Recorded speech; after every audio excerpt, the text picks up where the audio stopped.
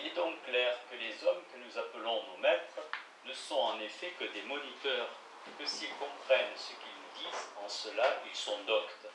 Mais ils ne sont pas véritablement nos docteurs, qu'enfin nous n'avons point d'autres maîtres dans les sciences, philosophie, mathématiques, qu'on enraille tant qu'on voudra, que la sagesse éternelle qui habite en nous, et que tous les esprits consultent par leur attention,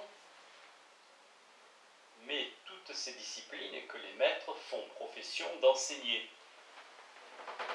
Et le reste, c'est là le dessein du livre De Magistro, de sorte que nous nous croyons plus seulement, mais aussi que nous commencions à comprendre combien est véridique ce qui a été écrit par l'autorité divine, à savoir que nous ne devons appeler personne maître sur la terre quand il y a un seul maître de tous dans les cieux. Chapitre dernier, dans ses rétractions, livre 1, chapitre 12. J'ai écrit un livre intitulé Le Maître, où l'on discute et cherche et trouve qu'il n'y a pas de maître qui enseigne la science à l'homme, sinon Dieu, selon ce qui est également écrit dans l'Évangile, unique est votre maître, le Christ. On a maintenant de la peine à comprendre ce que saint Augustin assure que le jeune Adéodatus savait à 16 ans. C'est lui, Adéodate, dans le livre Le Maître, qui parle avec moi. Tu sais que ce sont tous ces sentiments qui sont présentés là en la personne de mon interlocuteur, alors qu'il était dans sa 16e année. Dans les Confessions, voici encore quelques passages pour expliquer plus en détail la doctrine de saint Augustin. C'est pourquoi tu ne nieras en aucune façon qu'il y a une vérité immuable, qui contient tout ce qui est immuablement vrai, et tu ne peux dire qu'elle est à toi, à moi ou à quiconque, mais elle se présente et s'offre en commun à tous ceux qui aperçoivent les vérités immuables, comme une lumière secrète et publique, à la fois selon des modalités admirables. Or, de tous qui se présentent en commun à tous ceux qui ont usage de leur raison et de leur intelligence, qui dirait que cela appartient en propre à la nature de l'un d'eux? Tu te souviens en effet, je pense, de ce que nous avons dit un peu avant sur les sens corporels. Les objets que nous atteignons en commun par les sens des yeux et des oreilles, comme les couleurs et les sons que nous voyons ensemble, toi et moi, ou que nous entendons ensemble, n'appartiennent pas à la nature de nos yeux ou de nos oreilles, mais nous sont communs en tant qu'objets de sensation. De même donc, les objets que nous apercevons en commun, toi et moi, chacun par notre propre esprit, tu ne diras en aucune façon qu'ils appartiennent à la nature de l'esprit de l'un d'entre nous. En effet, ce que les yeux de deux personnes voient simultanément, on ne peut dire que cela appartient aux yeux de l'une ou de l'autre.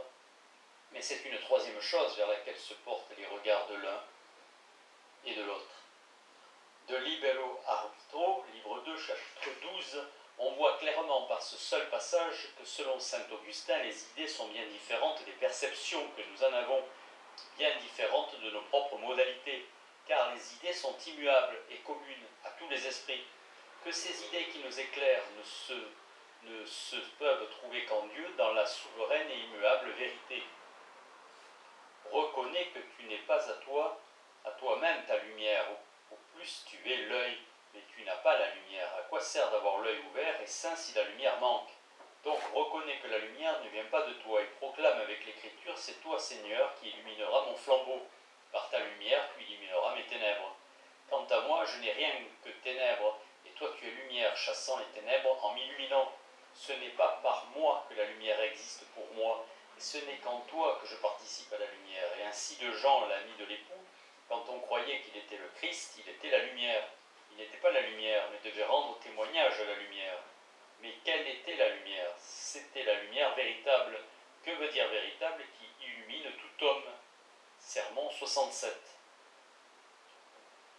Si l'on était bien persuadé de ce que dit saint Jean, que le Verbe qui s'est fait chair est la vie, la lumière commune des intelligences, ou que ô Logos est cette raison qui éclaire intérieurement tous les hommes, que redeviendrait le socinianisme. Car rien n'est plus évident que toutes les créatures sont des êtres particuliers et que la raison est universelle et commune à tous les esprits. Ô vérité, partout tu assistes tous ceux qui te consultent, et en même temps tu réponds à tous, même à ceux qui te consultent sur des sujets différents. Tu réponds clairement, mais tous n'entendent pas clairement. Tous consultent sur ce qu'ils veulent, mais ils n'entendent pas toujours ce qu'ils veulent dans les Confessions 9. Il ne faut pas s'imaginer que saint Augustin soit le premier qui ait cru que Jésus-Christ, selon sa divinité, était notre lumière, notre maître intérieur. Entre les pères qui l'ont précédé, il y en a plusieurs qui se sont déclarés pour ce sentiment. Saint Justin, martyr, en apologie, Clément d'Alexandrie, dans le Pédagogue, et je ne crois pas qu'il s'en trouve un seul qui l'ait combattu. Ils avaient appris ce sentiment où, comme saint Augustin l'avoue de lui-même, dans les livres des platoniciens estimés alors, ou dans ceux de Philon et des autres juifs.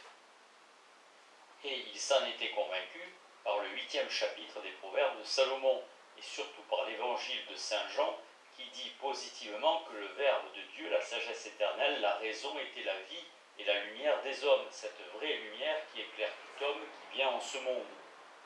Il était assurément notre lumière intérieure, avant qu'il se fût fait homme pour être notre conducteur et notre modèle. Mais on peut dire qu'alors la lumière luisait dans les ténèbres.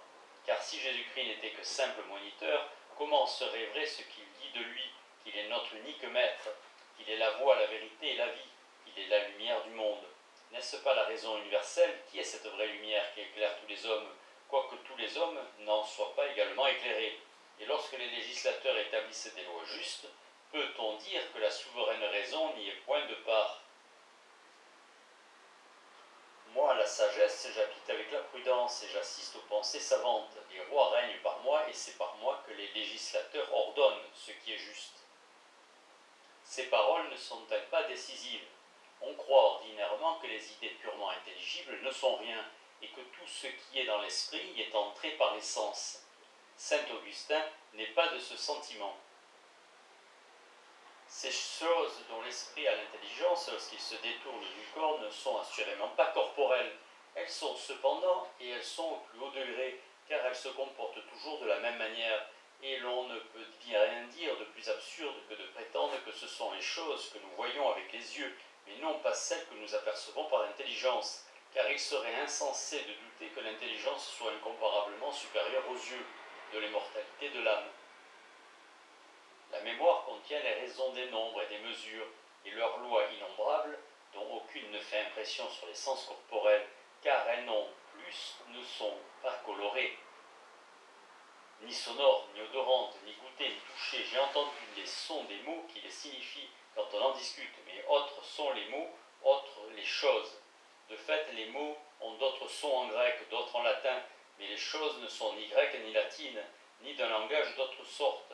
J'ai vu des lignes tracées par des artisans, même très fines, comme un fil d'araignée, mais celles-ci, les lignes mathématiques et remémorées, sont autres. Elles ne sont pas les images de celles qui m'a présenté l'œil de chair. Celui-là les connaît, qui, sans penser nullement à un objet corporel quelconque, les a reconnus intérieurement.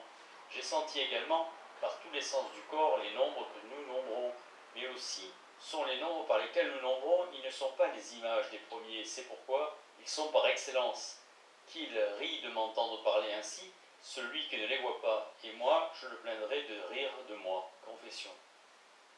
Saint Augustin croyait donc que c'est en Dieu que nous voyons les nombres nombrants, qu'il appelle ailleurs éternels et divins, et que ces nombres sont bien plus réels que les choses nombrées. Il avait le même sentiment des figures géométriques.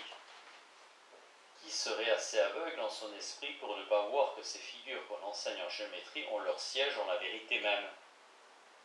Lorsque nous les découvrons, ces idées, nous ne les formons pas de notre substance, nous ne les produisons pas.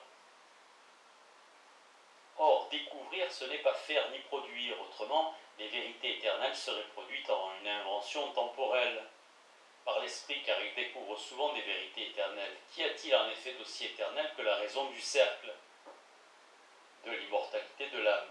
En effet, elles n'ont pas été comme si elles allaient cesser d'exister, ni ne seront comme si elles n'étaient pas encore.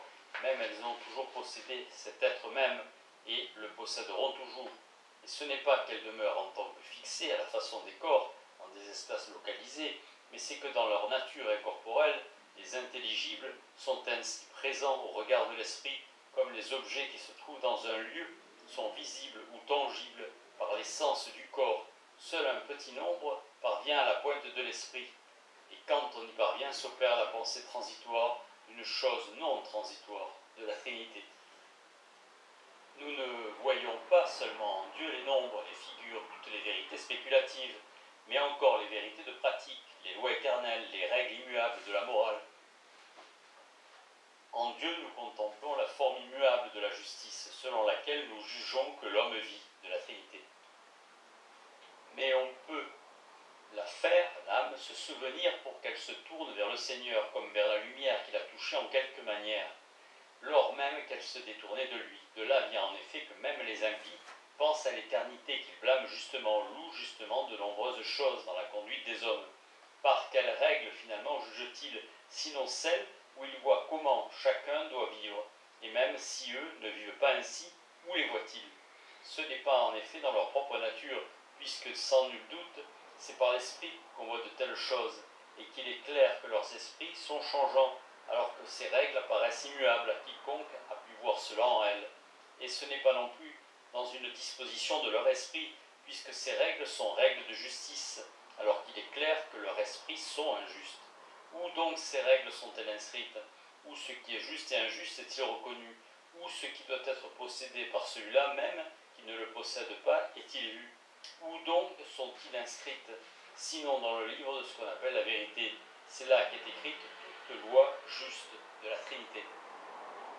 Il serait inutile de transcrire un plus grand nombre de passages pour prouver que saint Augustin a cru que la sagesse éternelle est la lumière des intelligences, et que c'est par la manifestation de sa substance en tant qu'archétype de tous les ouvrages possibles en tant qu'art immuable que Dieu nous éclaire intérieurement et sans l'entremise d'aucune créature.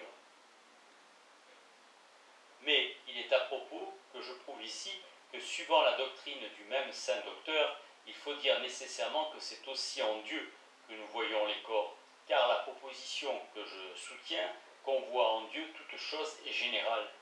Je suppose pour cela deux vérités prouvées dans cet ouvrage, dans la recherche de la vérité et ailleurs. La première, que les couleurs ne sont point répandues sur la surface des objets, et que ce ne sont que des modifications ou des perceptions de l'âme produites en elle par l'idée de l'étendue à l'occasion des ébranlements du cerveau. C'est une vérité dont je ne crois pas que puissent douter ceux qui ont examiné cette matière. Aussi passe-t-elle pour incontestable dans l'esprit de bien des gens. La seconde, que nous ne voyons point les objets en eux-mêmes, et que nul corps ne peut par lui-même agir sur l'esprit, ni lui donner la modification de couleur, ou la perception de son idée.